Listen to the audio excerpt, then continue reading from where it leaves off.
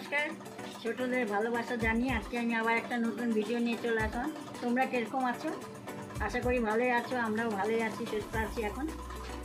এই যে আজকে আবার রান্নাতে চলে আসলাম। তোমার রান্না হবে এই যে আমাদের নেপালের পাহাড়ে, এই যে এগুলো বলে না টমেটো, আমরা বলি গাছ, আর নেপালিরা বলে রুখ, গাছকে রুখ বলে।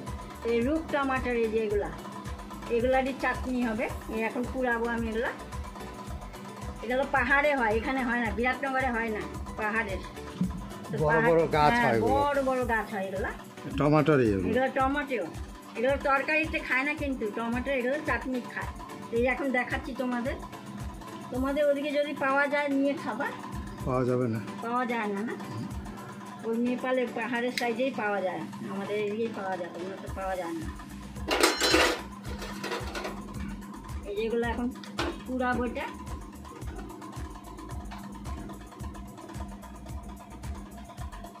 এরকম করে পুরাই নিতে হয়।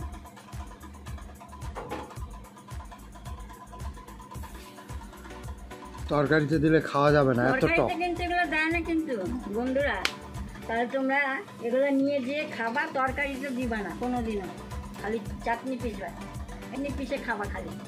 আর চাটনির মধ্যেও তুমি দিবা লঙ্কা, কাঁচা লঙ্কা দিতে পারো, কাঁচা লঙ্কাই দেয় অবশ্য। আর তোমরা যদি শুকনো লঙ্কা খাও, পুড়িয়ে দিবা শুকনো লঙ্কা, আর 2-4 কোয়া রসুনের দানা, আর কিচ্ছু লাগবে না কিন্তু, লবণ বাস। তাই তোমরা তো যদি আসো কোনোদিন নেপালে ছেপালে, যদি নিয়ে যাও এগুলো, তাই বললাম তোমাদের।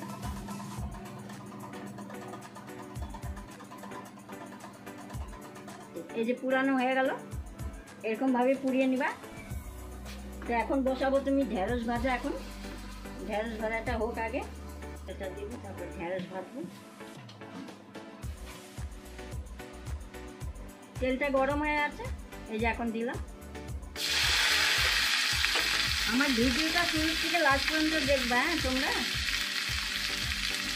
একটু কষ্ট করে দেখো, লাইক করে দিও। অনেক অনেক তোমাদের ধন্যবাদ, কষ্ট করে দেখবা আমার ভিডিওটা। যারা সাবস্ক্রাইব করে না, সাবস্ক্রাইব করে দেবা, একটু করে দিও। ওই যে তোমার মেয়েকে বলছে এখান থেকে, পিছন থেকে দেখো। আমাদের ওইটাই আশা, তোমরা সাবস্ক্রাইব করে।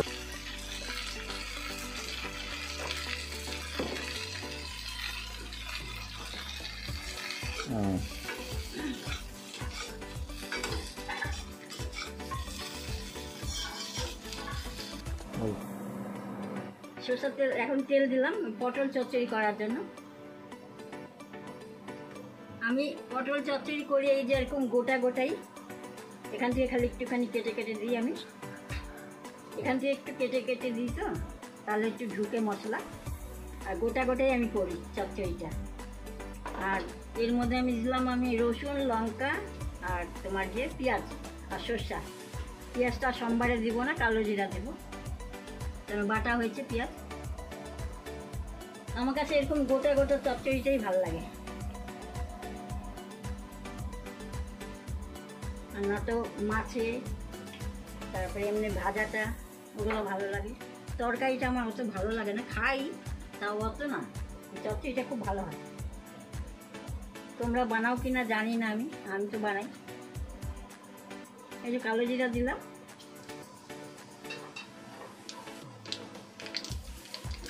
পটলগুলো দিলাম,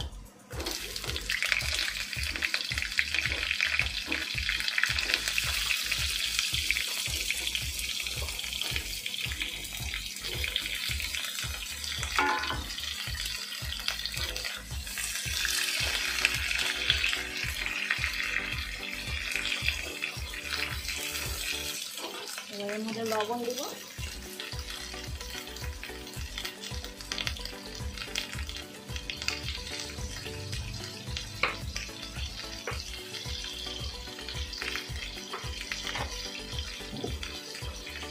এবার হলুদ,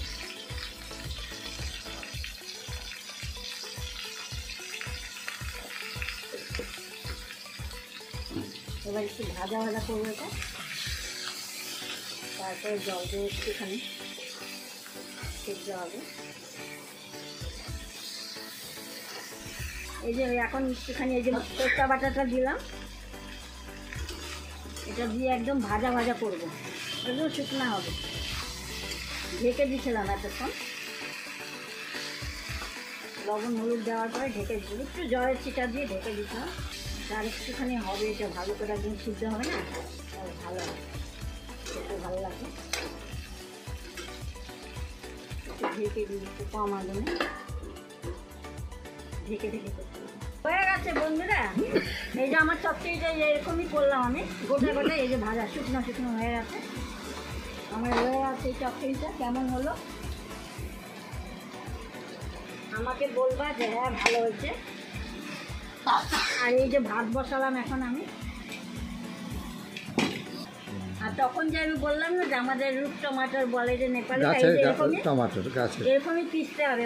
ওটা পুরাবে না, পুরাবার পরে ওর চোখলাগুলো ফেলবা, ফেলে তারপরে রসুন লঙ্কা দিয়ে লবণ দিয়ে পিসবা পাটাতে, তো এরকম হবে চাটনিটা। হ্যাঁ, আর ওরা বলে আচার, আমরা চাটনি বলি। আর ঢেঁড়স ভাজা, আর এই যে ডাল এখানে হয়ে গেছে। আজকে আমাদের এই রান্না আমাদের।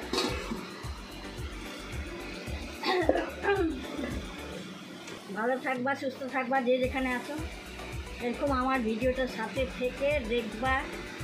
তোমাদের অনেক অনেক ধন্যবাদ আমার এই ভিডিওটা কষ্ট করে দেখার জন্য। আর একটা কষ্ট করবো, খালি সাবস্ক্রাইব করে দিও, আমার জন্য ওইটুকুন করবো, লাইক করবে, একটা লাইক করে দিও, সব আর ভিডিওতে ওরকম আমার পাশে থাকবা।